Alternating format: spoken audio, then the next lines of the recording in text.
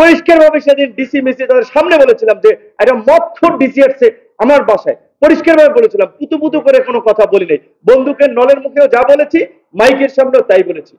Address করে সময় নষ্ট করতে চাই না। যারা আজকের এই পেশাজীবী অধিকার পরিষদের আলোচনা সবাই অংশ নিয়েছেন, বক্তব্য দিয়েছেন, তাদেরকে ধন্যবাদ এবং শুভেচ্ছা।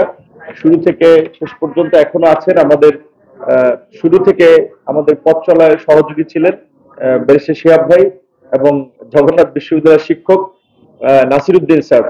মাঝখানে বক্তব্য দিয়ে তাদের অন্য একটি প্রোগ্রামের কারণে দুটো প্রোগ্রামে চলে গেছেন আব্দুল্লাহ ভাই এবং আমাদের প্রকৌশলী ইঞ্জিনিয়ার রিজু ভাই, রিয়াজুল ইসলাম রিজু ভাই, তাদেরকে ধন্যবাদ জানাই। আর পেশাজীবী অধিকার পরিষদ, আই থিঙ্ক এটা সাংবাদিক এবং অন্যান্যরা বলতে পারবে, পেশাজীবী সংগঠন আমাদের গণ অধিকার পরিষদের একটি সহযোগী সংগঠন। খুব বেশি ভারী পেশাজীবী এখানে মানে ওই মাত্রায় মানুষ যেটা দেখতে চায় সেরকম না থাকলেও কাজের চেয়ে অনেক ভারী ভারী ব্যক্তিদের সংগঠন থেকে গত কয়েক বছরে অনেক ভালো কাজ করছে।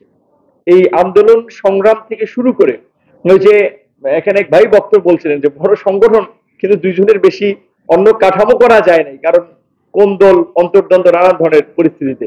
আর পেশাজীবী অধিকার পরিষদ এই যে গত বছরের 8ই সেপ্টেম্বর এই রিপোর্টার্স ইউনিটির সাগররুনি হলে নিশ্চয়ই আপনারা জানেন যে আমাদের আজকের নোবেল বিজয়ী আমাদের যে সরকার প্রধান হয়েছেন ডক্টর ইউনুস স্যার, তাকে নিয়ে একটা প্রোগ্রাম করেছিল যে judicial harassment and doctor Yunus, ইংরেজি শিরোনাম ছিল, পাশাপাশি বাংলায় ছিল যে বিচারিক হয়রানি এবং ডক্টর মোহাম্মদ ইউনুস। অর্থাৎ আদালতের মাধ্যমে যে বিচারিক হয়রানি হচ্ছে, আমরা ডক্টর মোহাম্মদ ইউনুস স্যারের ঘটনাটাকে হাইলাইটস করে এই ঘটনাটার মাধ্যমে বিশ্ববাসীর অ্যাটেনশন ড্র করতে চেয়েছিলাম যে doctor Mohammad Yunus is the example. দেখো যে তার মতো একজন নোবেল লরিয়েট ব্যক্তিকে যদি এইভাবে হেনস্থা করা হয় আমজনতা কি অবস্থায় আছে, এবং এটা আমরা বিভিন্ন ইন্টারন্যাশনাল কমিউনিটিও কানেক্ট করেছিলাম। সেই প্রোগ্রামের ঝুঁকিও ছিল যে যারা বক্তব্য দিচ্ছে আয়োজক সবার কন্টেম্প বা আদালতের মানহানি যে ট্রেন্ড শুরু হয়েছিল তখন সেইখানে যাওয়ার ঝুঁকি ছিল। সেই রকমের একটা পরিস্থিতিতেও পেশাজীবী অধিকার পরিষদ একমাত্র সংগঠন এখন ডক্টর মোহাম্মদ ইউনুস স্যারের নিয়ে কলম লেখা, আপনার কবিতা লেখা, হাততালি দেওয়া, ছবি তোলা, অনেক লোক পাওয়া যাবে, কিন্তু সেই সময়ে প্রোগ্রাম করার লোক কিন্তু ছিল না। অনেক বড় বড় পেশাজীবী বলেন যাই বলেন ছিল না। তো আমরা কেন করেছি? আমরা কি জানতাম ডক্টর মোহাম্মদ ইউনুস এই অন্তর্বর্তীকালীন সরকারের প্রধান হবেন? না, আমরা বিবেকের দায়বদ্ধতা থেকে করেছি, নাগরিক দায়বদ্ধতা থেকে করেছি যে এটা হতে পারে না যে একটা বিচারিক হয়রানির মাধ্যমে এইভাবে মানুষকে হয়রানি করা হবে।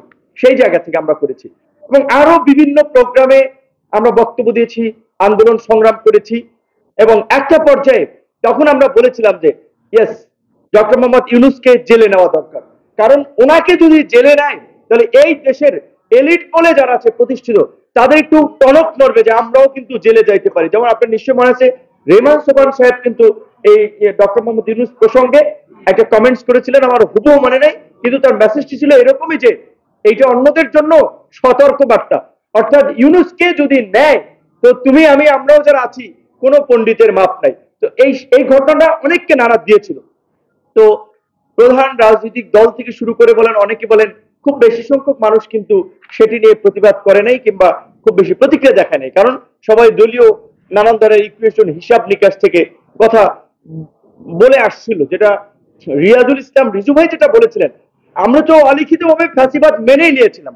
এই গত বছর অগস্টে বুয়েটের যে কয়েকজন ছাত্রকে টাঙ্গুয়ার হাওর থেকে গ্রেপ্তার করেছিল, সেইটার প্রতিবাদে কর্মসূচি ঘোষণা করতে গিয়ে আমাদের ছাত্র অধিকার পরিষদের সভাপতি ইয়ামিন আমার বাসা থেকে গ্রেপ্তার হয়।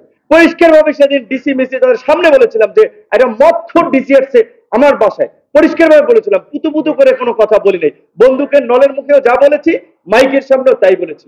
এইবার যখন আমাদেরকে গ্রেপ্তার করেছে 18ই জুলাই, আদালত নির্যাতন কি করেছে যারা ছিল, রিজভি ভাই ছিল, ব্যারিস্টার অসীম ভাই ছিল, নীরব ভাই ছিল, অ্যানি ভাই ছিল, আন্দালপন পার্থ ছিল, তাদের কাছ থেকে শুনেন কি পরিমাণ টর্চার আমাদেরকে করেছে।